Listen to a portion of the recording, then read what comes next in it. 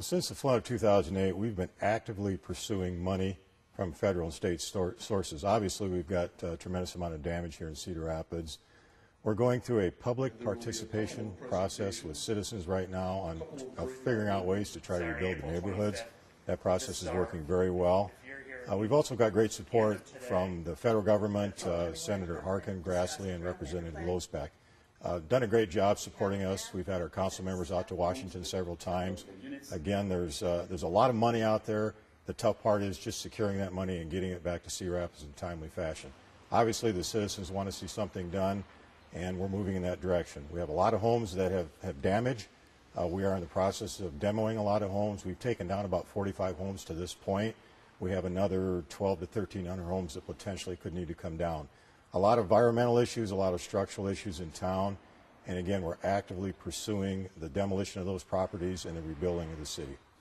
We had a tremendous amount of damage to Central Fire Station. When the water came over the levee, we ended up with about 12 foot of water in Central, almost to the roof of the building. So the building was completely destroyed. Since the flood, post-flood, we've been working with FEMA to try to figure out the damage assessment amount. Again, we're working on a 50%. If it's over 50%, we'll be able to rebuild where we want. If it's under 50%, we have to rebuild back on that site. We did some environmental studies. The building is a cinder block building. Obviously, water got between the cinder blocks, so we have a lot of environmental concerns with bacteria in between the cinder blocks. So again, we're just in a waiting process. We're hoping to know any day about the final status of Central, and we're very anxious to get moving on that process. We've had a lot of support from state and federal sources post-flood. Obviously, there's money coming to Cedar Rapids. Some of that money is going to the city. Other money is going to the homeowners in the neighborhoods. Again, great support from the federal government to help us in the rebuilding process. And again, we're looking forward to that support, again, building us a new Central Fire Station. We've received temporary locations through FEMA money to add a couple additional stations in town since the loss of Central Fire. Obviously, this station right here on Edgewood Road is a temporary location. It's the nice thing about this station is it's in a good location. It helps support the west side of town, and it's also a big station that allows us to put all our surplus and reserve equipment in. So that's one station. We have another station on the northwest side of town.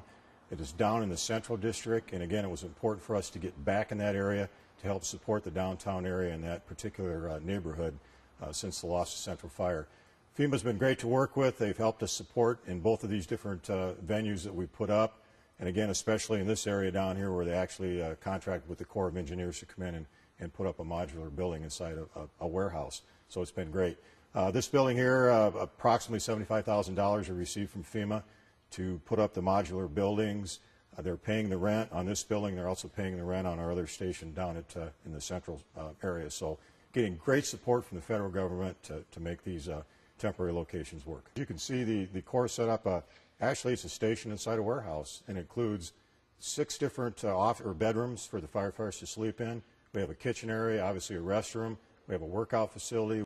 We have a captain's quarters to do reports, storage areas, and a lounge for the firefighters to eat supper and relax at the end of the day.